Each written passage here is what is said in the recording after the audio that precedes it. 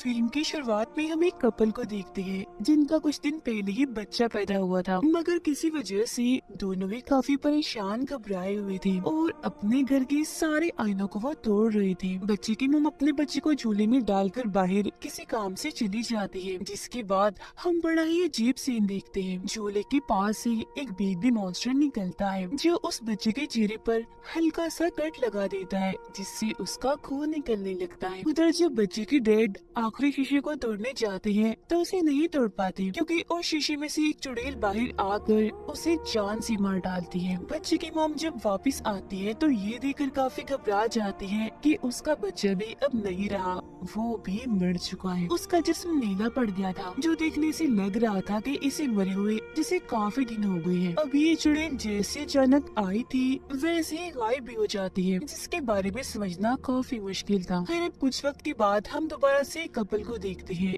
जिनका भी कुछ वक्त पहले ही एक बच्चा हुआ था। इनमें औरत का नाम रेचल था। ये लोग एक नई जगह पर रहने के लिए आए थे। वो लोग अपना सामान अभी रख ही रहे थे कि इसी वक्त उनके लिए एक पार्सल आता है। ये पार्सल रेचल की मोम ने भेजा था, जिसमें कुछ डब्बे और खिलौने थे जो रेचल की बहन और उसके बच्चे के थे। रेचल की बहन और कोई नहीं बल्कि वही औरत थी जिसे हमने शुरुआत में देखा था, और उसी के बच्चे और हस्बैंड के साथ सब हुआ था, यानी चुड़ैल और बेबी मॉन्स्टर ने उन्हें मार दिया। अब उनके साथ हुआ क्या था ये तो हम जानते हैं, मगर क्यों, इस सवाल का जवाब हमें कहानी में आगे जाकर मिलेगा। सामान को देखकर रेचल खुश नहीं होती, ये सोचकर कि मेरी मम ने मेरे बच्चे के लिए पुराना सामान भेज दिया और उस बच्चे के खिलौने जो मर चुका है। इस पर उसका हस्बैंड कहता है जो तुम्हारी बहन के साथ हुआ वो एक हादसा था, और अब अगर हम उन चीजों को वहम ना बनाए तो ही अच्छा है। इन चीजों में एक किताब भी थी जिसमें एक दूसरी जुबान में कुछ लाइन्स लिखी हुई थी, कुछ तस्वीरें थी और एक धुन भी बनी हुई थी। अब रेचल को तो ये जुबान समझ नहीं आती थी,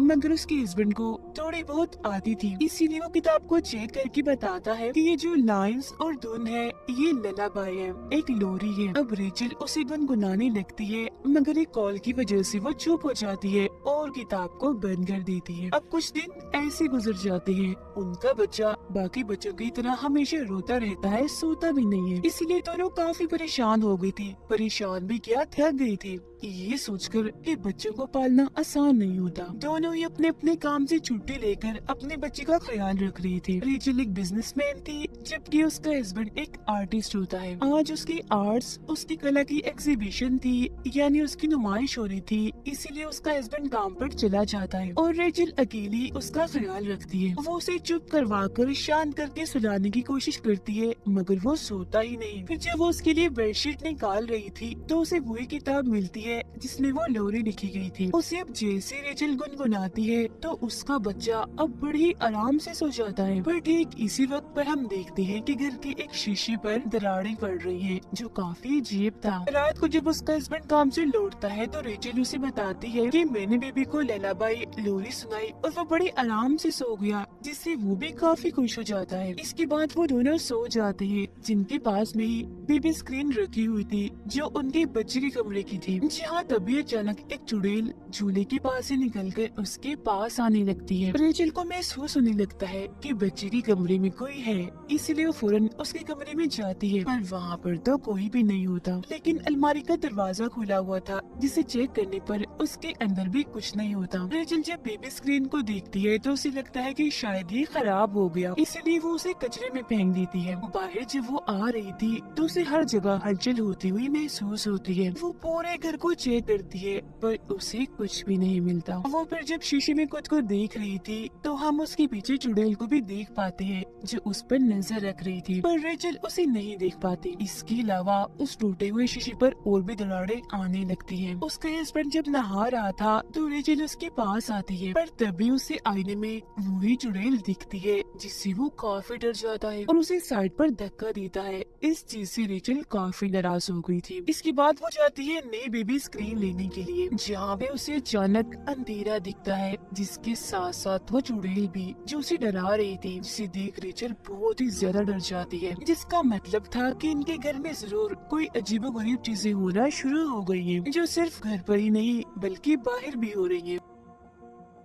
अब वो जो चुड़ैल थी वो शीशे के अंदर से ही रेचल और उसके बच्चे पर नजर रख रही थी और दरारें भी उस पर बढ़ती ही जा रही थी। अब रेचल को अपने बच्चे के कमरे से उसके रोने की आवाजें आने लगती है, मगर हैरत वो तो उसके पास ही था। इसीलिए घबराते हुए वो उसका कमरा चेक करने जाती है, जहाँ झूले में एक और बच्चा रो रहा था। वो जैसे कंबल हटाती है तो वहाँ कोई बच्चा नहीं बल्कि खिलौना था। वो इन सब चीजों से काफी डर गई थी और आसपास के दरवाजे भी क्योंकि अपने आप ही खुल रही थी बंद हो रही थी, तो वो घर से बाहर जाकर बैठ जाती है। फिर उसका हस्बैंड जब घर आता है तो वो उसे भी बताती है कि मुझे बहुत डर लग रहा है, शायद घर के अंदर कोई है। तो अब एक रॉड लेकर अंदर जाकर वो चेक करने लगता है, पर उसे भी वहाँ कोई नहीं दिखता। पर हड़बड़ी में उसका तोता अपने पिंजरे से बाहर आकर वहाँ उड़ने लगता है और गलती से वो उस तोते को मार देता है। अब ये तोता बचपन से उसके साथ था, इसीलिए वो काफी दुखी हो गया था। जी हाँ, तभी आकर रेचल उसे संभालती है।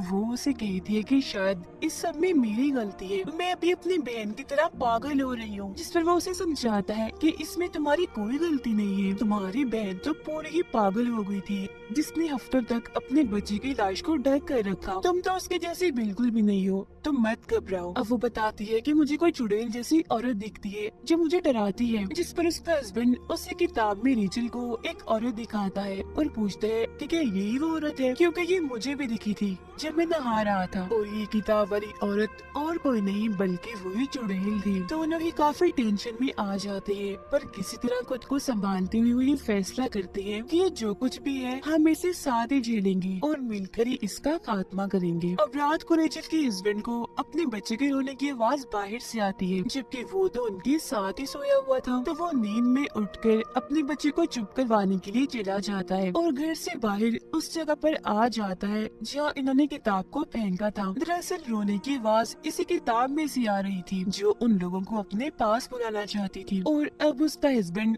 किताब को लेकर वापिस आ जाता है। सुबह जब रेचल सो रही थी तो उसके पास उसका बच्चा भी था जो अचानक से ही गायब हो जाता है। बच्चे की आवाज चादर के अंदर से आ रही थी, इसीलिए वो अंदर ही अपने बच्चे को ढूंढने लगती है। जहाँ उसे अपना बच्चा मिल तो जाता है मगर मरा हुआ, जो देख वो काफी घबरा गई थी, जबकि असल में उसका बच्चा बिल्कुल ठीक था, जिसे देखकर उसकी जान में जान आती है। अगले दिन उसका हस्बैंड अपने बच्चे को लेकर चला जाता है क्योंकि आज रेचल ने किसी जरूरी काम से जाना था। रेचल का हस्बैंड अब एक चर्च में जाता है जहाँ आकर उसकी मुलाकात एक प्रीस्ट से होती है, जबकि दूसरी तरफ हम रेचल को एक मेंटल हॉस्पिटल में जाता हुआ देखते हैं जहाँ उसकी बहन थी। रेचल का हस्बैंड उस प्रीस्ट को सब कुछ बताता है जिन चीजों का उन्हें सामना करना पड़ रहा था, और वो किसी एक्सोर्सिस्ट के बारे में पूछता है जो भूत प्रेत को कंट्रोल करने के माहिर होते हैं ताकि उन्हें कोई मदद मिल सके। ये सारी बातें सुनकर प्रीस्ट उसे कहती है कि बिल्कुल यही सब रेचल की बहन भी पूछती हुई आई थी, और अब वो उस किताब को देखकर उसके बारे में बताने लगती है। उधर रेचल भी अपनी बहन को सब कुछ बता देती है, जो सुनकर वो कहती है कि क्या तुमने वो ललाबाई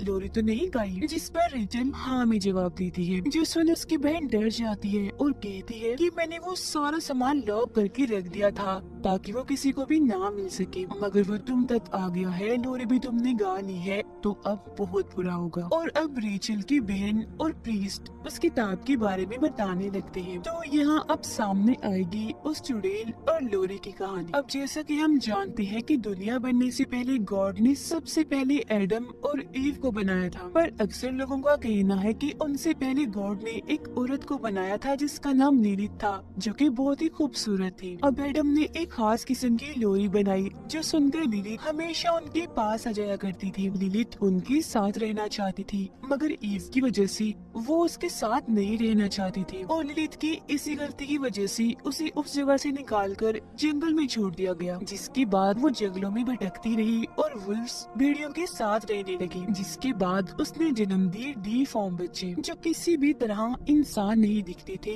वो नॉर्मल नहीं थे क्योंकि वो बस थोड़े बहुत इंसान थे, बाकी वुल्फ जैसे थे। फिर जब एडम और ईव के बच्चे पैदा हुए तो क्योंकि वो इंसान और प्यारे भी थे तो उनके बच्चों से लिलिथ को जलन होने लगी, इसीलिए उसने उनके बच्चे चुराना शुरू कर दिए, जिसके बाद नस्ल दर नस्ल यही चलता रहा। और इस नस्ल में कोई खास किस्म के बच्चे नहीं थे बल्कि पूरे इंसानी नस्ल के बच्चे थे जो कि एडम और ईव से पैदा हुए थे। ऐसा होने की वजह से एडम ने गॉड से दुआ मांगी, इसलिए गॉड ने लिलिथ को उठाकर एक खतरनाक दुनिया में फेंक दिया। अब रही बात ललाबाई यानी लोरी की, तो ये लफ्ज तो आया ही लिलित से बचने के लिए। मतलब कि ये एक ऐसी लोरी थी जो लिलित से बच्चों को दूर रखती। मॉम सिलोरी गाकर अपने बच्चों को लिलित से बचाती, पर वो क्योंकि काफी चालाक थी इसीलिए यहाँ उसने एक चाल चल दी। उसने वही एडम की खास लोरी उठाई और उसमें कुछ ऐसे बदलाव किए जिसे पढ़ने से वो दोबारा से जाग जाएगी, वापिस आ जाएगी। और यही वजह है कि इस ललाबाई लोरी के जरिए आज भी वो बच्चों को ले जाने में कामयाब रहती है जब कोई उसे गाता है।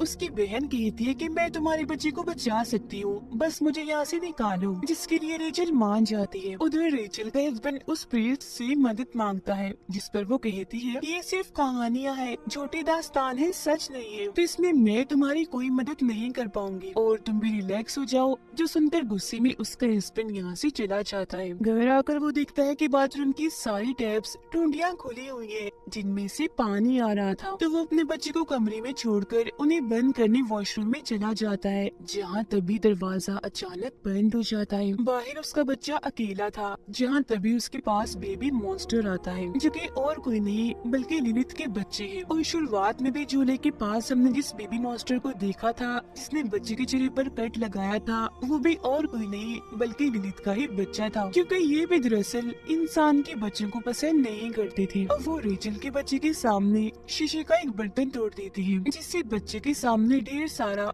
कांच बिखर जाता है, जिससे कि उसे किसी भी वक्त लग सकता था। उधर बाथरूम में रेचल के हस्बैंड को भी लिलित की झलक दिखाई देती है। बच्चा कांच के टुकड़े से अपना हाथ जख्मी करने ही वाला था कि तभी यहाँ रेचल आकर उसे ऐसा करने से रोक लेती है। उसके साथ उसकी बहन भी थी, जिसे देख उसका हस्बैंड पूछता है कि तुम इसे यहाँ क्यों लाई हो, जिस पर वो कहती है कि ये हमारी मदद कर सकती है, पर क्योंकि वो तो उसे पागल समझता था तो उसे ये चीज ठीक नहीं लगती। रेचल की बहन बताती है कि लिली पहले मेरे बच्चे को ले गई और फिर मेरे हस्बैंड को भी उसने मार डाला था, तो अब हमें कैसे भी करके तुम्हारे बच्चे को बचाना है। उस पर हर वक्त नजर रखी जाए और शीशों को ढक कर रखा जाए, और जब भी हम लिलित को देखें तो फौरन हम वहाँ से भाग जाएं, क्योंकि शीशे के जरिए ही वो नजर रखती है और वहाँ से आती जाती है, क्योंकि वो उसका रास्ता है अपनी दुनिया से यहाँ आने का। रेचल के हस्बैंड के पास एक आदमी की कॉल आती है जो उसे बताता है कि मैं सीनियर प्रीस्ट हूँ, मेरे पास तुम्हारी एक किताब आई है और जिस प्रीस्ट के पास तुम गए थे उसने मुझे बताया है कि तुम्हें मदद चाहिए, तो तुम बताए हुए घर के पते पर फौरन आ जाओ। तो वो ऐसे ही करता है, उस घर के लिए फौरन निकल जाता है। अब घर में रेचल और उसकी बहनें बच्ची का ख्याल रख रही थी, जहाँ रेचल उससे कहती है कि मुझे लगता है मैं एक अच्छी माँ नहीं बन सकती, जो सुनकर उसकी बहन समझाती है कि ऐसा मत सोचो, ये सब तुम्हारे दिमाग में लिलित ने डाला है, ये उसकी चाल है, क्योंकि ऐसे करके वो तुम्हारे भरोसे को तोड़ना चाहती है, जिसके बाद वो आसानी से तुम्हारे बच्चे को ले जाएगी। तो इसीलिए तुम्हें हिम्मत और भरोसा रखना होगा। रेचल का हस्बैंड दिए हुए पते पर पहुंचकर सीनियर प्रीस्ट से मिलता है, जो किताब चेक करके उसे बताती है कि इसमें जो लोरी लिखी है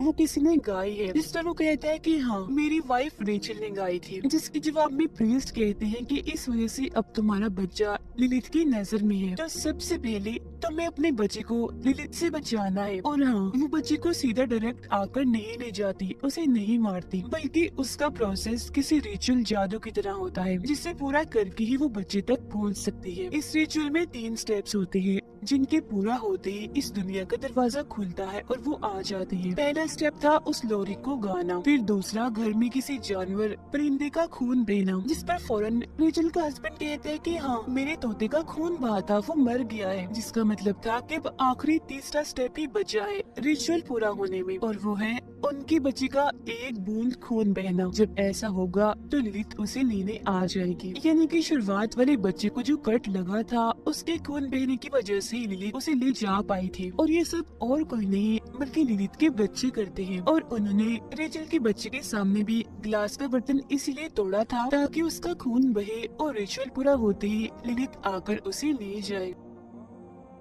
अब प्रीस्ट उसे कुछ खास किस्म की मोमबत्तियाँ और एक दुआ लेकर देते हैं, साथ में ये भी कहते हैं कि तुम्हें पूरे यकीन भरोसे से इस दुआ को पढ़ना होगा, क्योंकि लिलित बेशक ताकतवर है पर भरोसे के आगे नहीं। इसके बाद उसका हस्बैंड वहाँ से जाने के लिए निकल जाता है, जबकि प्रीस्ट उस किताब को अपने पास ही रख लेती है, क्योंकि ये किताब दुनिया के लिए खतरनाक है। उधर लिलित के बच्चे रेचल के बच्चे के पास आ रही थी उस पर हल्का सा कट लगाने के लिए, पर तभी रेचल की आँख खुल गई थी तो वो बच्चे को अपने गोद में उठा लेती है। अब तभी उसके पास रेचल की बहन आती है, कहती है तुम थोड़ा आराम कर लो, तब तक इसे मैं संभालती हूँ। लेकिन यहाँ पर हमें उसकी बहन के इरादे कुछ ठीक नहीं लग रहे थे, क्योंकि वो शीशे पर से कपड़ा हटा देती है, जो उसे नहीं करना चाहिए था। साथ ही बच्चे को सुई भी चुभाती है, जिससे उसका खून निकल जाता है, जिसके बाद वो लोरी खाने लगती है। जो सुनकर रेचल काफी हैरान हो जाती है और उससे पूछती है कि तुम ऐसा क्यों कर रही हो, जिस पर उसकी बहन बताती है कि मेरा बच्चा अभी भी जिंदा है, जो दूसरी दुनिया में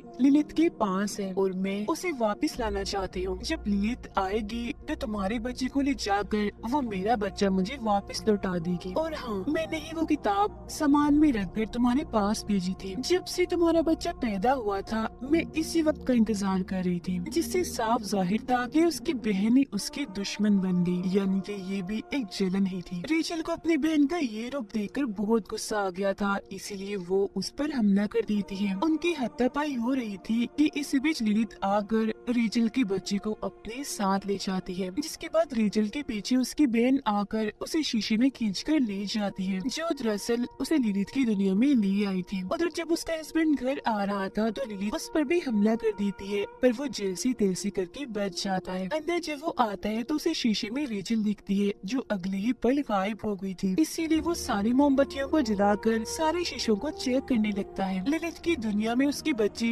रेचल पर हमला कर देती है, पर वो जैसी तैसी उनसे बच जाती है। जी हाँ, तभी उसके पास उसकी बहन आकर कहती है कि अपने बच्चे को बुलाओ पूरे यकीन से, क्योंकि ऐसा करके ही हम उसे ढूंढ पाएंगे और दोनों बच्चों को बचा पाएंगे। अब रेचल जैसे अपने बच्चे का नाम लेती है तो उसे उसकी आवाज भी आने लगती है, जिसका वो पीछा करने लगती है। लिलित फिर रेचल के हस्बैंड पर हमला करने के लिए आती है और उन मोमबत्तियों को भी बुझा देती है, मगर जब वो धुआं पड़ने लगता है, वो भी पूरे यकीन के साथ तो मोमबत्तियां दोबारा से जल जाती है, जिस वजह से लिलित वहाँ से चली जाती है। उधर रेचल एक कमरे में जाती है, जहाँ उसे अपना बच्चा भी मिल जाता है, पर तभी इधर लिलित आकर उस पर हमला करके बच्चे को उससे छीन लेती है। उसकी बहन भी वहाँ आ चुकी थी, जो लिलित पर हमला करके बच्चा लेती है और रेचल के हाथ में देकर कहती है कि जल्दी करो, भाग जाओ यहाँ से। खुद वो लिलित को रोकने में लग जाती है, पर अपनी खतरनाक लोरी को सुनाकर लिलित उसे भी मार डालती है। उधर जब रेचल भाग रही थी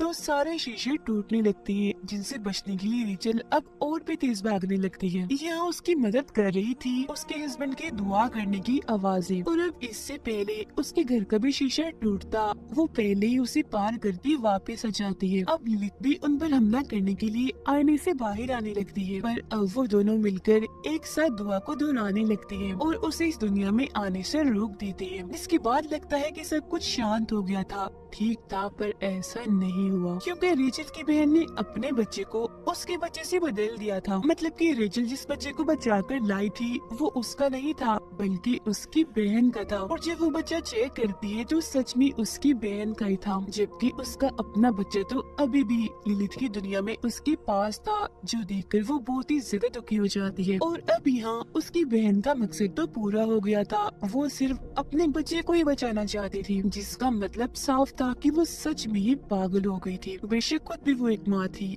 पर उसने इस बात का रियाज नहीं रखा कि उसकी बहन भी एक बच्चे की माँ है। इसके बाद हम देखते हैं कि रेचल का हस्बैंड उस किताब को चुराकर रेचल के पास ले आता है, क्योंकि अब ये दोनों अपने बच्चे को वापस लाने के लिए लिलित की दुनिया में जाना चाहते थे। पर अब उनका सामना सिर्फ लिलित से ही नहीं बल्कि किसी और से भी होगा, और वो थी वहाँ बनने वाली एक नई चुड़ैल, जो और कोई नहीं बल्कि रेचल की बहन थी। जी हाँ, और अब उसके पास ही रेचल का बच्चा है, जिसका मतलब था कि अब चीजें पहले से भी कई भयानक और खतरनाक होने वाली है। और बस इसी ड्राउनी एंडिंग के साथ ही ये कहानी इधर ही खत्म हो जाती है।